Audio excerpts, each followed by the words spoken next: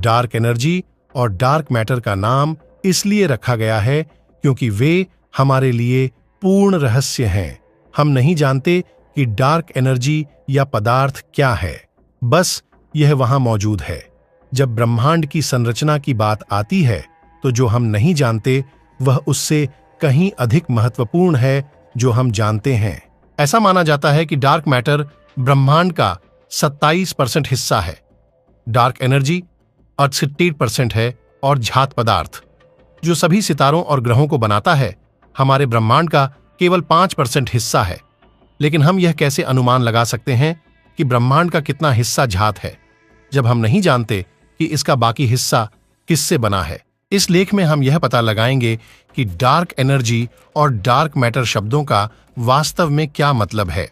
साथ ही घटना को समझाने का प्रयास करने वाले सिद्धांत भी।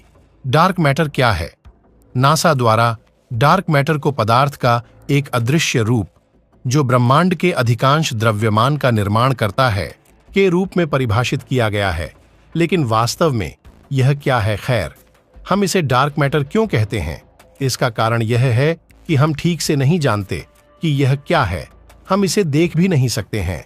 ब्लैक होल की तरह डार्क मैटर किसी भी प्रकाश या ऊर्जा का उत्सर्जन नहीं करता है जिससे यह अदृश्य हो जाता है, और इसका सीधे अध्ययन करना असंभव हो जाता है ब्लैक होल की तरह। इसका मतलब यह है कि हम डार्क मैटर का अध्ययन उसके आसपास के पदार्थ पर पड़ने वाले प्रभाव को देखकर करते हैं। लेकिन इसका क्या असर होता है? डार्क मैटर क्या करता है? हम इसके गुरुत्वाकर्षण प्रभाव से देख सकते हैं कि डार्क मैटर में द्रव्यमान होता है। ऐसा माना जाता है कि यह गुरुत्वाकर्षण प्रभाव सामान्य पदार्थ, गैस और धूल को इकट्ठा करने और सितारों और आकाश गंगाओं में निर्माण करने के लिए प्रेरित करता है। यह एक बहुत बड़ा विचार है। यदि यह सच है तो इसका मतलब यह होगा कि काले पदार्थ के बिना हमारी आकाशगंगा और हर आकाशगंगा कभी अस्तित्व में नहीं आ सकती थी। हमें यह विचार अनुसंधान के निष्कर्षों से आया है, क्योंकि आकाशगंगाओं के अध्ययन से पता चला है कि गैस और तारे ऐसे गति करते हैं जैसे कि वे जितना हम देख सकते हैं उससे कहीं अधिक द्रव्यमान से प्रभावित हो रहे हैं। इससे हम यह अनुमान लगा सकते हैं कि वहां कोई पदार्थ है जो हमारे लिए अदृश्य है। जैसा कि येल विश्वविद्यालय के शोधकर्ता तारों की गति आपको बताती है कि वहां कितना पदार्थ है, उन्हें इसकी परवाह नहीं है कि पदार्थ किस रूप में है। वे बस आपको बताते हैं कि यह वहां है। क्या पृथ्वी पर काला पदार्थ है? यदि ब्रह्मांड में अदृश्य काला पदार्थ है तो यहां पृथ्वी पर क्या है? संक्षेप में यह इस पर निर्भर करता है कि आप पृथ्वी से क्या मतलब रखते हैं। यह देखते हुए कि ब्रह्मांड का लगभग 30% हिस्सा डार्क मैटर से बना है, संभावना है कि पृथ्वी की पपड़ी में डार्क मैटर है। डार्क मैटर के गुरुत्वाकर्षण खिंचाव को देखते हुए ऐसा लगता है कि अगर पृथ्वी की सतह पर हमारे साथ इसका बहुत कुछ होता तो हम संभवतः बता पाते। तो संभवतः पृथ्वी पर डार्क मैटर है, लेकिन यह कहना शायद अधिक सटीक होगा कि डार्क मैटर पृथ्वी की तुलना में पृथ्वी पर है। डार्क मैटर को समझना, यह ध्यान में रखते हुए कि हम डार्क मैटर का अध्ययन आसपास के पदार्थ पर इसके प्रभावों के माध्यम से करते हैं, यह समझ में आता है कि हम जानते हैं कि डार्क मैटर क्या करता है। लेकिन डार्क मैटर की संरचना के बारे में क्या हम कभी इसे केवल अंधेरे से अधिक के रूप में जानेंगे? कुछ वैज्ञानिक ऐसा मानते हैं। डार्क मैटर वास्तव में क्या हो सकता है, इसके बारे में कुछ उभरते हुए सिद्धांत हैं। 20वीं शताब्दी में डार्क मैटर को पहली बार समझना शुरू करने के बाद से हम एक लंबा सफर तय कर चुके हैं। क्या डार्क मैटर का अस्तित्व सिद्ध हो गया है? माना जाता है कि डार्क मैटर की पहचान सबसे पहले 1933 में फ्रिट्ज ज्विकी नामक स्विस खगोल शास्त्री ने की थी, वायरल प्रमेय का उपयोग करते हुए एक समीकरण जिसका उपयोग आकाशगंगा के अवलोकन योग्य गुणों को उसके द्रव्यमान की अप्राप्य संपत्ति से जोड़ने के लिए किया जाता है। ज्विकी ने डार्क मैटर की खोज की। तब से बहुत अधिक शोध किए गए हैं, लेकिन चूंकि कोई भी वैज्ञानिक सीधे तौर पर डार्क मैटर का निरीक्षण नहीं कर पाया है, इसलिए यह अभी भी सिद्ध नहीं हुआ है। लेकिन यह देखते हुए कि डार्क मैटर केवल उस पदार्थ को संदर्भित करता है जिसे हम देख नहीं सकते हैं, लेकिन जानते हैं कि वह मौजूद है। यह संभावना है कि इस पदार्थ का कम से कम कुछ हिस्सा मौजूद है। ऐसे कुछ सिद्धांत हैं जो सुझाव देते हैं कि डार्क मैटर बिल्कुल भी मौजूद नहीं हो सकता है। उनका तर्क है कि इसके बजाय हमारे पास गुरुत्वाकर्षण की वैज्ञानिक रूप से पूर्ण समझ का अभाव है, और जिसे हम डार्क मैटर का श्रेय देते हैं उसे वास्तव में उस ज्ञान से समझाया जा सकता है जो हमारे पास गुरुत्वाकर्षण के बारे में नहीं है।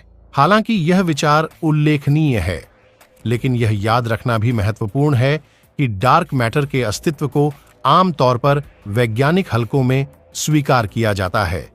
जो नासा और यूरोपीय अंतरिक्ष एजेंसी ईएसए जैसी एजेंसियां डार्क मैटर की प्रकृति की जांच कर रही हैं।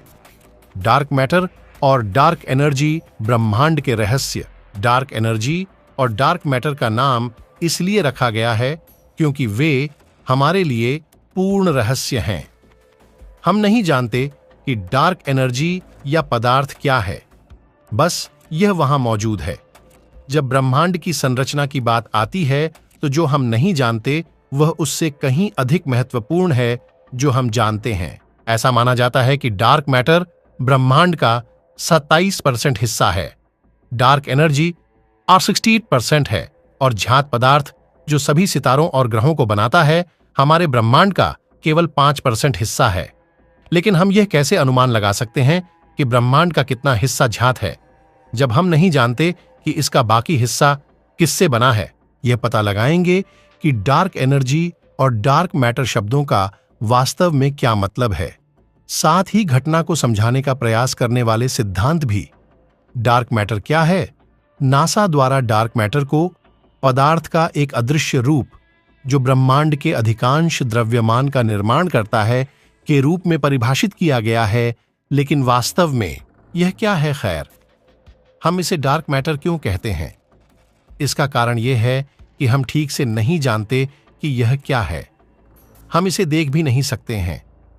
ब्लैक होल की तरह डार्क मैटर किसी भी प्रकाश या ऊर्जा का उत्सर्जन नहीं करता है, जिससे यह अदृश्य हो जाता है और इसका सीधे अध्ययन करना असंभव हो जाता है। ब्लैक होल की तरह इसका मतलब यह है कि हम डार्क मैटर का अध्ययन उसके आसपास के पदार्थ पर पड़ने वाले प्रभाव को देखकर करते हैं। लेकिन इसका क्या असर होता है? डार्क मैटर क्या करता है? हम इसके गुरुत्वाकर्षण प्रभाव से देख सकते हैं कि डार्क मैटर में द्रव्यमान होता है। ऐसा माना जाता है कि यह गुरुत्वाकर्षण प्रभाव सामान्य पदार्थ, गैस और धूल को इकट्ठा करने और सितारों और आकाशगंगाओं में निर्माण करने के लिए प्रेरित करता है। यह एक बहुत बड़ा विचार है। यदि यह सच है तो इसका मतलब यह होगा कि काले पदार्थ के बिना हमारी आकाशगंगा और हर आकाशगंगा कभी अस्तित्व में नहीं आ सकती थी। हमें यह विचार अनुसंधान के निष्कर्षों से आया है, क्योंकि आकाशगंगाओं के अध्ययन से पता चला है कि गैस और तारे ऐसे गति करते हैं जैसे कि वे जितना हम देख सकते हैं उससे कहीं अधिक द्रव्यमान से प्रभावित हो रहे हैं। इससे हम यह अनुमान लगा सकते हैं कि वहां कोई पदार्थ है जो हमारे लिए अदृश्य है, जैसा कि येल विश्वविद्यालय के शोधकर्ता तारों की गति आपको बताती है कि वहां कितना पदार्थ है। उन्हें इसकी परवाह नहीं है कि पदार्थ किस रूप में है, वे बस आपको बताते हैं कि यह वहां है। क्या पृथ्वी पर काला पदार्थ है? यदि ब्रह्मांड में अदृश्य काला पदार्थ है तो यहां पृथ्वी पर क्या है? संक्षेप में यह इस पर निर्भर करता है कि आप पृथ्वी से क्या मतलब रखते हैं, यह देखते हुए कि ब्रह्मांड का लगभग 30% हिस्सा डार्क मैटर से बना है। संभावना है कि पृथ्वी की पपड़ी में डार्क मैटर है। डार्क मैटर के गुरुत्वाकर्षण खिंचाव को देखते हुए ऐसा लगता है कि अगर पृथ्वी की सतह पर हमारे साथ इसका बहुत कुछ होता तो हम संभवतः बता पाते, तो संभवतः पृथ्वी पर डार्क मैटर है।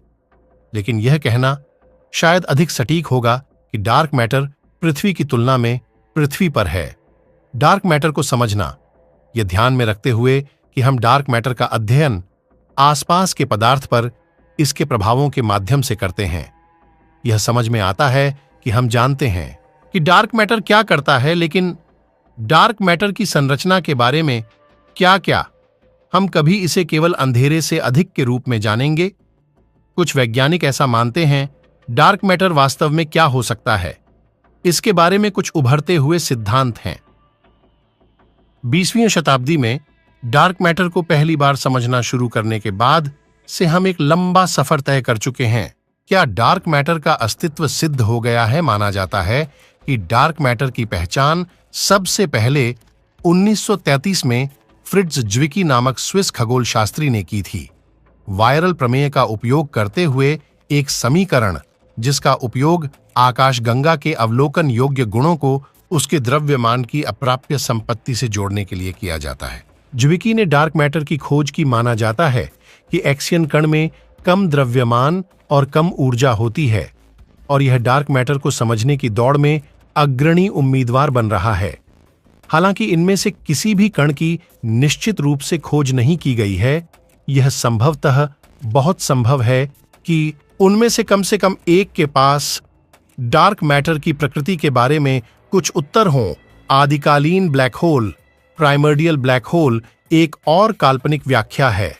यह सिद्धांत दिया गया है कि ब्रह्मांड के विस्तार से पहले सेकंड तक चलने वाली अद्वितीय सार्वभौमिक स्थितियों के कारण प्राइमर्डियल ब्लैक होल बन सकते थे। प्राइमर्डियल ब्लैक होल में यदि संपूर्ण नहीं तो बड़ी मात्रा में डार्क मैटर हो सकते हैं। ब्लैक होल को सीधे नहीं देखा जा सकता है और केवल डार्क मैटर की तरह पास के पदार्थ पर उनके प्रभाव का अध्ययन किया जाता है। आदिम ब्लैक होल के अस्तित्व की खोज बहुत बड़ी होगी और यह डार्क मैटर के रहस्य को पूरी तरह से सुलझा